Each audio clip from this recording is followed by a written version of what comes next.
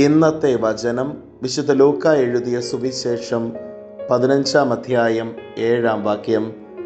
അതുപോലെ തന്നെ അനുതാപം ആവശ്യമില്ലാത്ത 99 നീതിമാന്മാരെക്കുറിച്ച് എന്നതിനേക്കാൾ അനുതപിക്കുന്ന ഒരു പാപിയെക്കുറിച്ച് സ്വർഗത്തിൽ കൂടുതൽ സന്തോഷമുണ്ടാകും എന്ന് ഞാൻ നിങ്ങളോട് പറയുന്നു.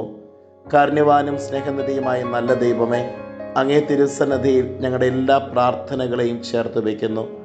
ഈശോനാഥ, യഥാർത്ഥ അനുതാപത്താൽ നിറയപ്പെടുവാനും അനുതാപത്തിൻ്റെ ഫലങ്ങൾ പുറപ്പെടുവിച്ചുകൊണ്ട് വിശുദ്ധരായി ജീവിക്കുവാനും ഞങ്ങളെ അനുഗ്രഹിക്കണമേ. അമ്മേ മാതാവേ, ഞങ്ങൾക്ക് വേണ്ടി മാധ്യസ്ഥം യാചിക്കണമേ.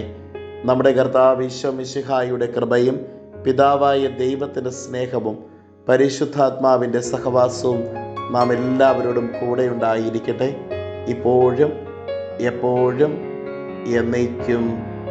ആമേൻ.